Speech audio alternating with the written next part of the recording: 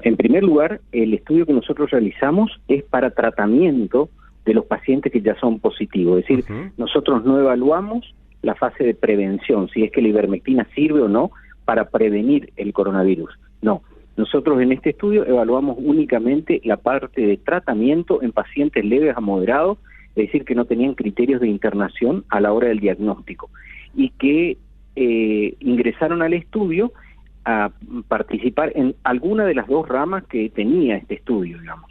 Es un estudio que se llama metodológicamente doble ciego, Sí. es decir, ni el investigador ni el paciente saben al momento de participar en el estudio en cuál de las dos ramas está.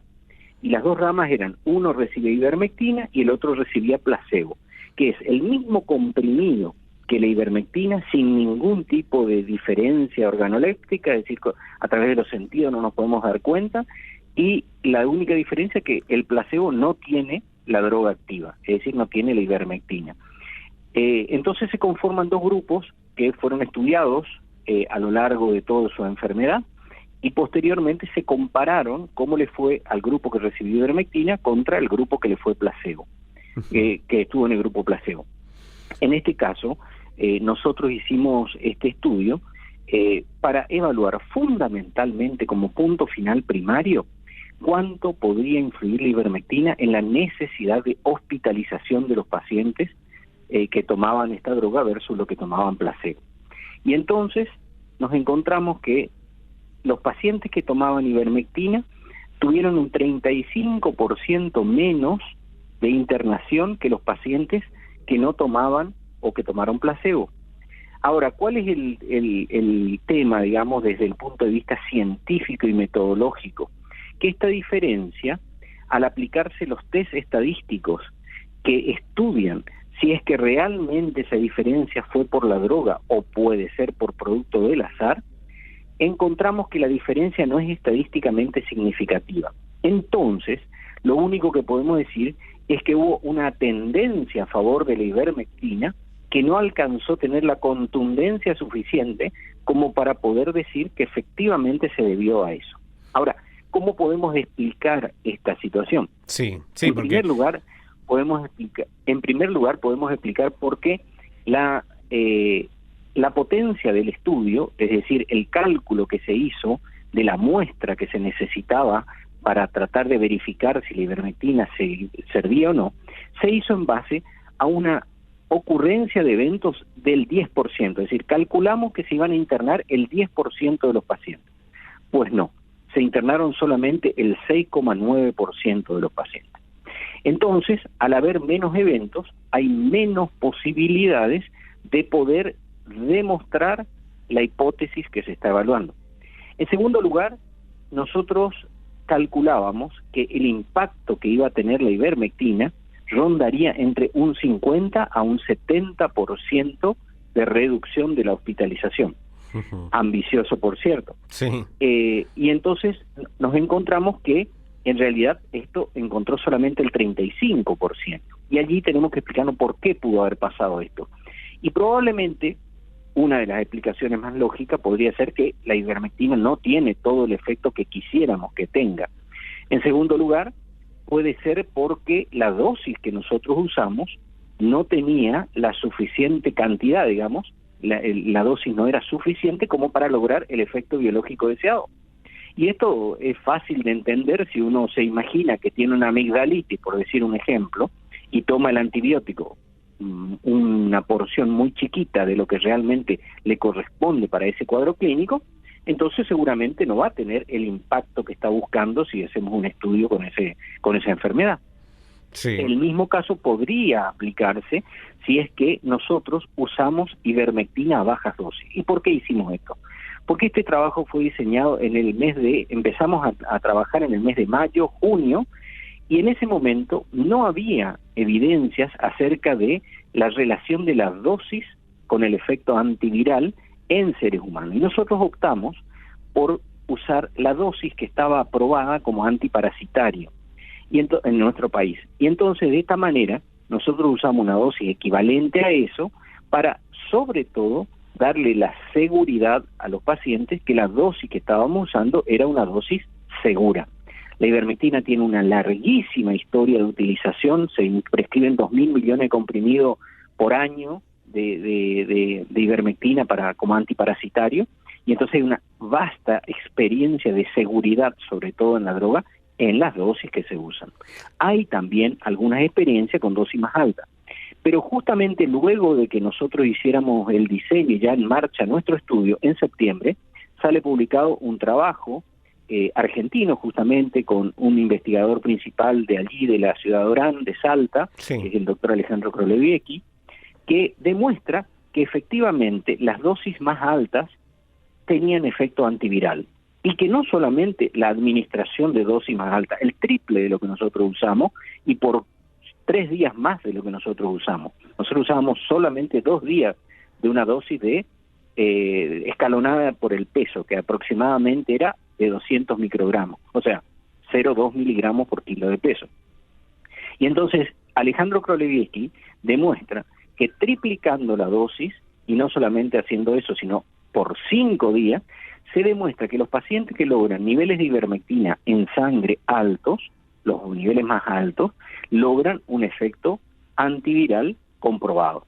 Entonces, probablemente otra de las explicaciones por la cual nuestro estudio no tuvo toda la potencia necesaria como para demostrar, tiene que ver con esto que acabo de contarle.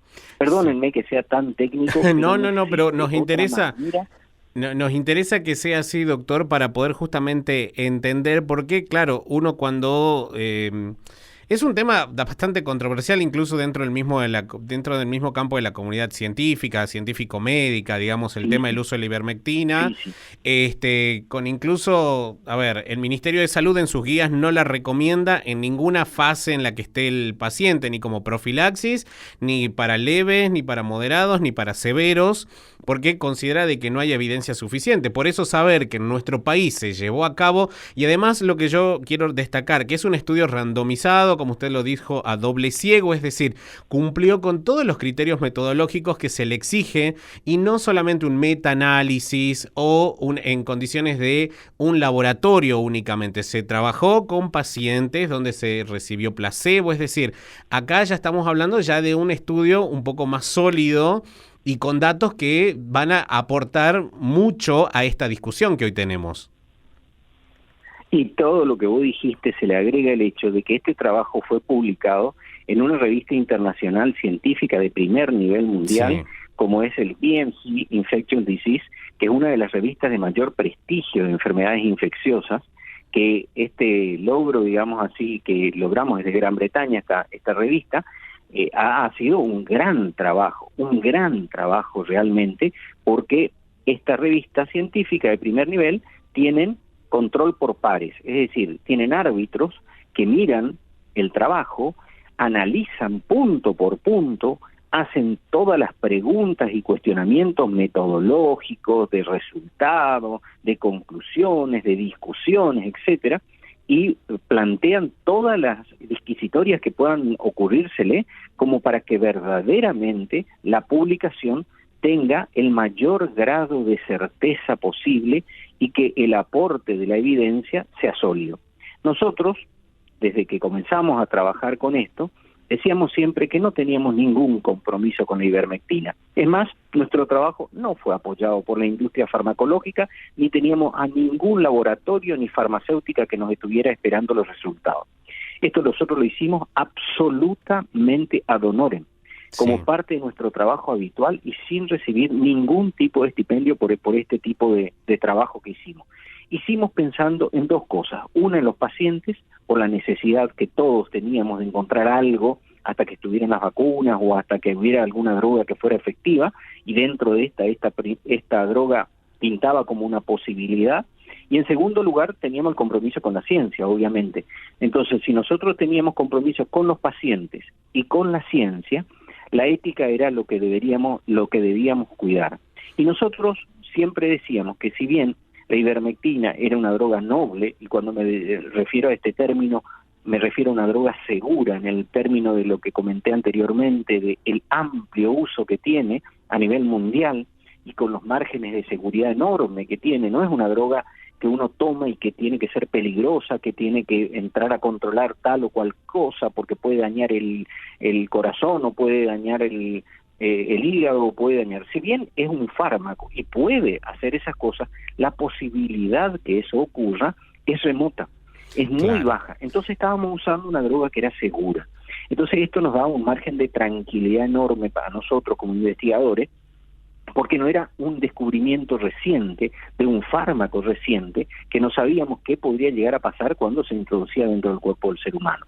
Al contrario, era una droga que ya tenía muchos años y muchos laureos en su historia de utilidad. Si a su vez nosotros podíamos encontrar una nueva prescripción, es decir, una nueva indicación médica de este fármaco, como podría haber sido el COVID, para nosotros sería una gran contribución para, en realidad, la humanidad.